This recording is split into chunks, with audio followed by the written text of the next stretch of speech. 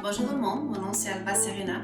Je suis ici avec vous super contente parce que on commence à entendre que la levée des restrictions des vols internationaux sont en train d'être mises en place.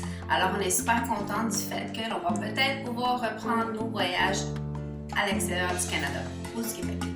Cependant, si jamais d'un d'entre vous est en train de considérer l'une des destinations favorites des Québécois et des Canadiens qui est Cuba, et pour pouvoir profiter de ces plages et de la culture cubaine, définitivement, je tiens à vous faire conscience qu'il y a une mesure qui a été mise en place par le régime dictatorial cubain.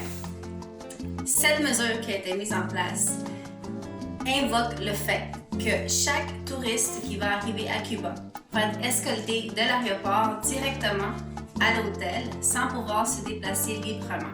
L'escolte va être faite par les policiers qui travaillent pour le régime cubain. Le régime dictatorial cubain est en train d'essayer d'éviter à tout prix que les touristes qui vont visiter Cuba prennent conscience de la réalité que vivent les Cubains en ce moment à Cuba. Une réalité qu'ils ont créée pendant 61 ans.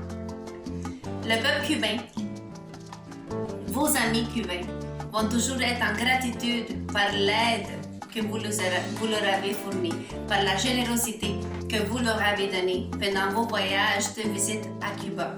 En ce moment, ce que le peuple cubain, vos amis cubains ont besoin, c'est de votre support. Ils ont besoin que vous les rejoigniez en cette lutte contre le régime dictatorial cubain. Ils ont besoin que vous les rejoigniez en support, en évitant d'oxygéner économiquement le régime castriste. La crise humanitaire qui se vit en ce moment à Cuba est inhumaine. Ça ne fait aucun sens. Les aliments, les services hospitaliers, les écoles, les transports, les services essentiels comme les services de l'eau, les services d'électricité sont en grand problème en ce moment à Cuba. La seule source de nourriture que les Cubains ont, c'est ce que le régime dictatorial cubain leur offre comme option. C'est une option pénible et banale. En ce moment, le gouvernement canadien, québécois, doit cesser la collaboration avec le gouvernement cubain. À chaque fois que nous visitons Cuba et ses plages, définitivement, inconsciemment, nous finançons les tactiques de répression de la dictature cubaine. Tous les fonds qui sont reçus, ou les gains, à mieux dire, que le gouvernement ou la dictature cubaine reçoit à travers le tourisme, à travers les exportations qu'ils font, est-ce qu'ils privent leurs citoyens de pouvoir consommer seulement parce qu'ils veulent l'exporter de Cuba. Tout ceci, tous ces gains sont utilisés seulement pour pouvoir accroître l'oppression pour le peuple. En ce moment, le peuple cubain est en train de souffrir une famine incroyable. On voit des jeunes enfants, on voit des aînés, on voit des jeunes adolescents, des mères qui ne savent pas quoi faire parce qu'ils ne savent pas comment nourrir leur famille.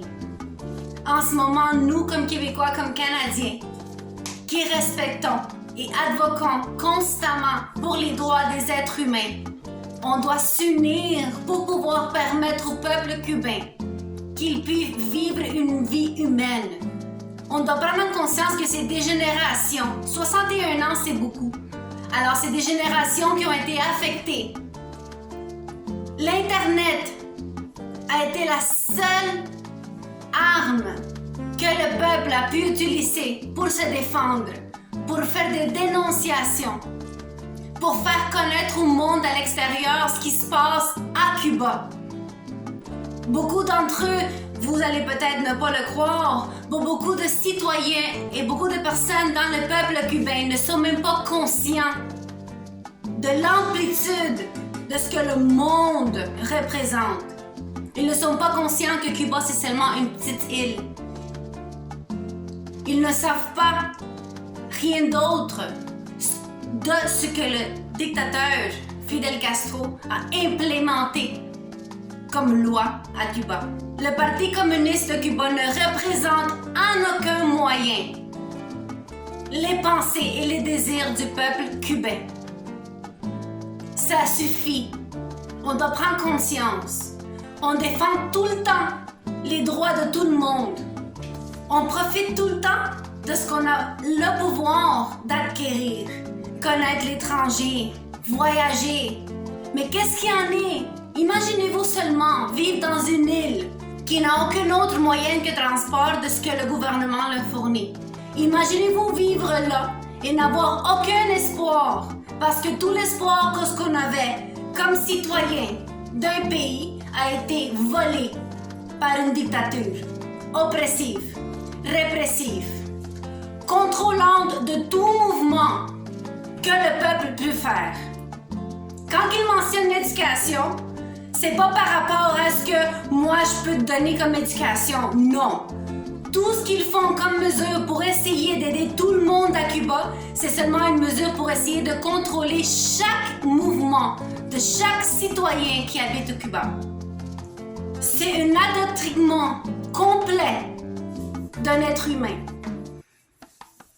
C'est des menteurs compulsifs seulement pour atteindre un but, avoir le contrôle. Un système qui n'a fait qu'affecter beaucoup de pays, incluant Venezuela, Nicaragua, Honduras, et je peux continuer à en mentionner beaucoup. Cependant, il faut cesser. La démocratie nous donne le droit d'exprimer ce qu'on ressent. Et le fait qu'on est à l'extérieur de Cuba nous donne le droit de pouvoir hausser la voix pour le peuple cubain. À fur et à mesure que les journées vont passer, nous, on va se dédier à rehausser le message du peuple cubain, les dénonciations du peuple cubain. Ça suffit. Il y a un peuple complètement en désolation. Il y a un peuple qui ne sait plus quoi faire pour pouvoir survivre parce qu'il ne mange pas. Il y a un peuple qui n'est même pas capable de filmer ce qui se passe alentour de soi. Car ils sont arrêtés, car ils sont donnés des amendes. Seulement car ils veulent expresser, ils veulent démontrer qu'est-ce qui se passe, c'est un cri d'aide. Mon appel est à tous les Canadiens et Québécois, gouvernement canadien, gouvernement québécois. Cet appel est aujourd'hui pour que vous clarifiez, s'il vous plaît, votre position avec Cuba. Ça suffit. Il y a des familles détruites. Il y a des enfants qui sont en train de perdre leurs parents. Car ils sont en train d'être arrêtés, emprisonnés, seulement car ils sont contre le gouvernement, même pas un gouvernement, pardonnez-moi, le régime dictatorial cubain. Cuba s'est infiltré à Venezuela, a détruit Venezuela complètement. Ça fait 21 ans que Venezuela souffre l'infiltration cubaine. Fidel Castro n'était pas un idole, Che Guevara n'était pas un idole, Staline n'était pas un idole, aucun de ceux autres, Hugo Chavez n'était pas un idole. Alors venez-moi pas avec l'histoire du fait que le communisme socialiste fonctionne parce que ça fonctionne pas. Je suis désolée, mais il est temps qu'on ose la voix, qu'on fasse union, que l'on donne de l'information, que l'on crée une conscience pour pouvoir sortir de cette plague qui est pire que la COVID-19, mes amis. Et ça s'appelle le communisme. Ça s'appelle le socialisme. Ça s'appelle des dictatures qui prennent en otage des peuples complets seulement pour pouvoir être en mesure de rejouir de toutes les fortunes. Ça suffit. Alors mes amis canadiens, québécois, tout le monde qui peut voir cette vidéo, s'il vous plaît, cessons de promouvoir le tourisme à Cuba. Il faut en ce moment supporter nos amis cubains, le peuple cubain et tout autre peuple qui est en train d'essayer de chercher, de trouver une liberté dans leur pays. Alors je vous remercie beaucoup pour votre appui. Je sais que je peux compter sur vous car le peuple canadien et québécois sont super incroyables.